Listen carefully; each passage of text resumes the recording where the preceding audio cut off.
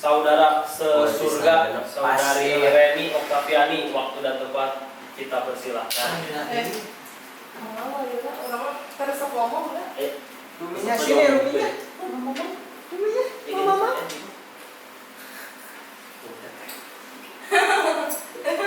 Aneh gitu ya. Assalamualaikum warahmatullahi wabarakatuh. Waalaikumsalam.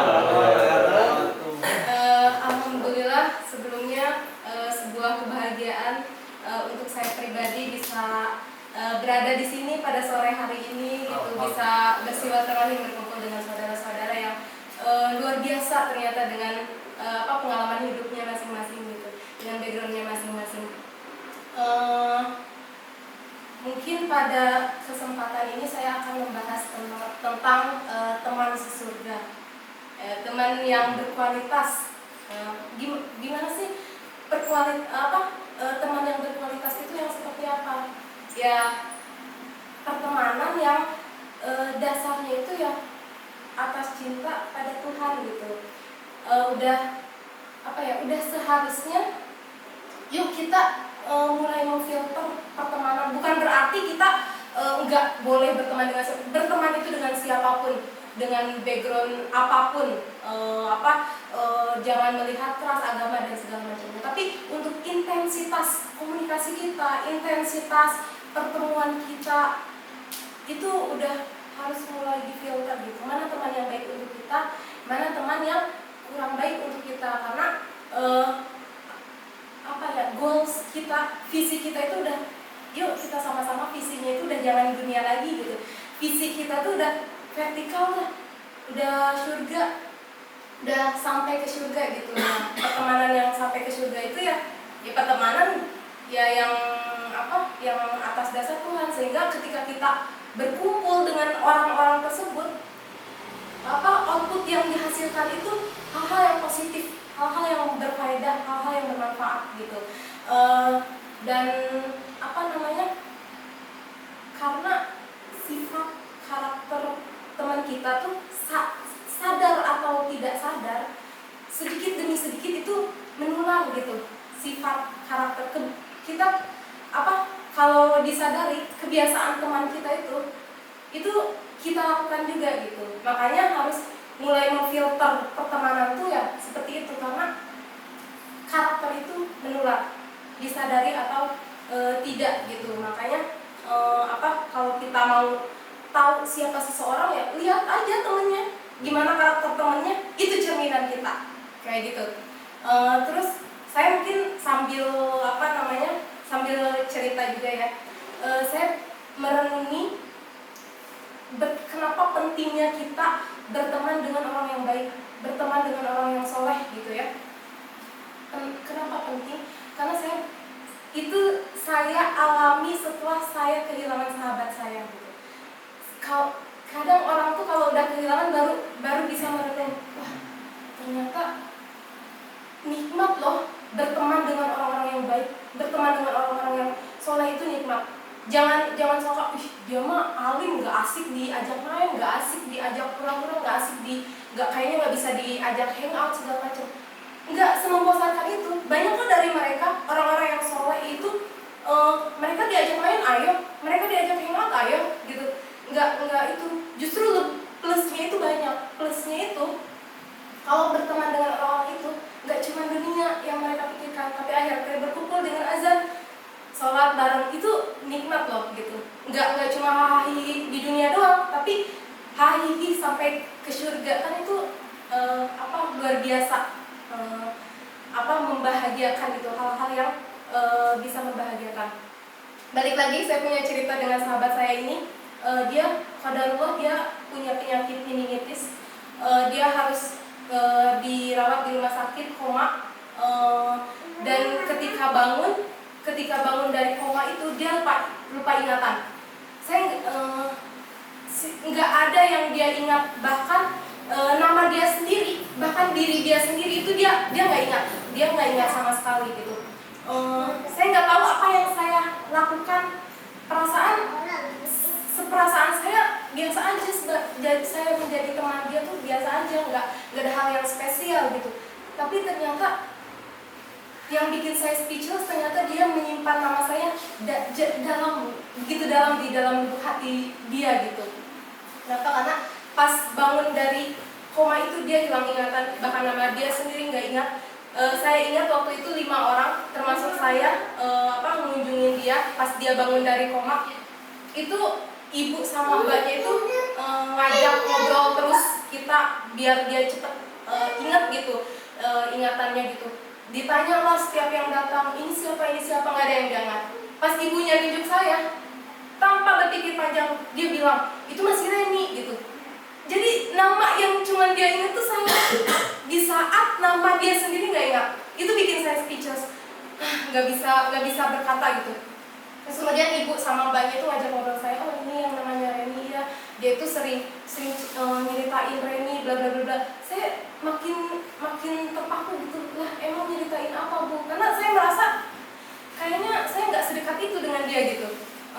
Terus dia akhirnya ibunya dia sering banget cerita tentang Reni gitu, bahkan ibu tahu alamat rumah Reni saking seringnya gitu. Bahkan yang bikin saya speechless, bahkan dokter aja bingung ketika dia koma, nama yang dia panggil dalam nggak sadarnya itu manggil nama Reni gitu. Saya langsung meleleh gimana gitu. Hah, kok bisa? Iya, dokternya bilang, Bu, Reni itu siapa? Karena sering saya dengar ceritain dari dia, yaitu sahabatnya gitu. Itu bikin speechless sih. Terus ketika bangun dari koma, drop lagi, harus koma lagi gitu, selang di mana-mana. Bahkan dokter bilang hidupnya itu ya selang itu, kalau selangnya dicabut udah innalillahi gitu. Nah, saya maksa untuk masuk ke ruangan dia yang seharusnya cuma buat keluarga inti doang, saya maksa. Terus saya masuk, saya pegang tangan dia, saya bilang, Ih, bangun ini Reni, ayo kita main lagi. Itu saya masih sadar, sesadar-sadarnya itu dia melek. Dan padahal dokter bilang itu udah nggak, istilahnya kalau selang dicabut udah nggak itu. Akhirnya saya udah, kalau saya cerita ini tuh bikin saya merinding gitu. Dan ya qadarullah dia memang harus pergi gitu. Cuman setelah pergi itu saya merenungi, ya Allah, saya bisa bersaksi untuk dia, istilahnya bahwa dia itu muslimah yang baik. Dia tuh teman yang loyal, teman yang solid, teman yang luar biasa baik. Kalau saya harus bersaksi untuk kehidupan dia di dunia, saya bersaksi kalau dia tuh orang yang sangat baik gitu. Dan dia meninggal di hari yang baik, insya Allah. Dan saya merasa, ya Allah, saya sambil berdoa, kalau saja saya punya teman kayak dia tuh banyak. Masa sih nggak ada yang ingat orang soleh kayak gitu? Maksudnya saya berharap dia ingat nama saya, dia manggil-manggil nama saya dalam keadaan tidak sadar.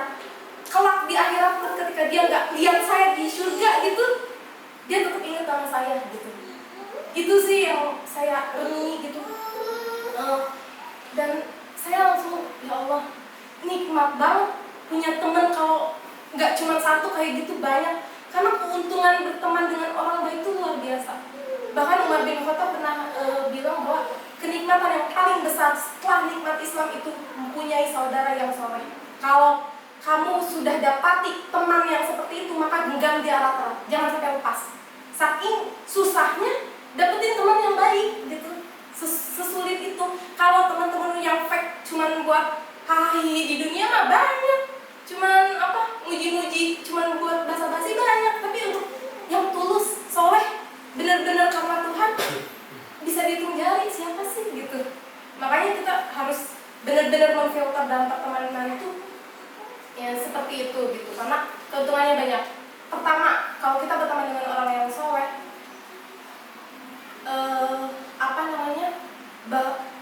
teman yang benar-benar tulus menjadi teman kita itu, dia akan berkata jujur. Sodikoka man sodakoka laman sodakoka, bahwa sahabat sejatimu itu seseorang yang senantiasa berkata jujur. Kalau salah ya dinasihatin, kalau salah ya disalahkan.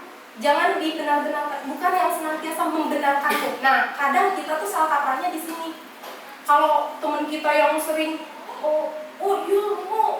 yang bener lu, ayo dia salah, malah ngompar-ngomparin gitu, kita malah merasa dia teman baik kita, dia selalu ngebela kita ini, padahal tahu kita salah. Sedangkan teman yang menasihati kita anggap dia, apaan sih lu, nyalahin gue, apaan sih lu, salah. Nah, kita jangan sampai salah katanya di itu.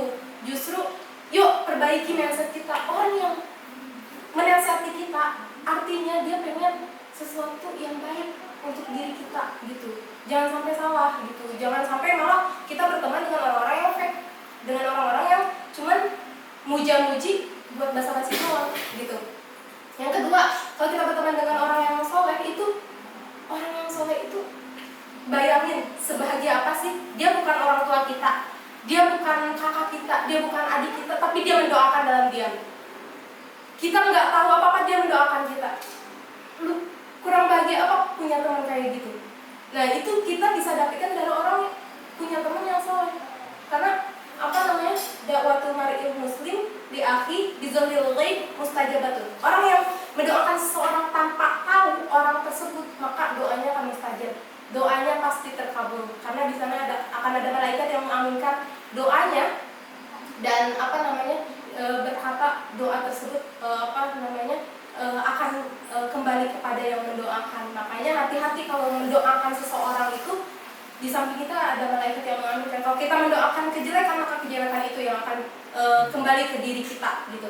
Yang ketiga, kalau kita punya teman yang soleh, teman yang baik, bahwa percaya sifat karakter seseorang itu menular, sifat kesolehan itu menular. Itu kenapa ada peribahasa yang mengatakan kalau kita mau tahu sifat seseorang, lihatlah dengan siapa dia berteman. Sesimpel itu. Tinggal lihat temennya siapa, udah kelihatan karakternya kayak gimana. Saking ya emang menular, kebiasaan itu, habit itu menular. Karena kalau kita berteman dengan pedagang minyak wangi, kita akan ketularan minyak wangi, sadar atau tidak sadar. Pun sebaliknya, kalau kita berteman dengan penjual ikan asin, kita juga akan ketularan bau ikan asin gitu. Karena itu udah memang seperti itu gitu. Mungkin itu sih yang bisa saya sampaikan pada sore hari ini. Terima kasih atas perhatiannya. Semoga acara seperti ini bisa bisa berlanjut gitu ya. Nggak cuman jadi semangat sesaat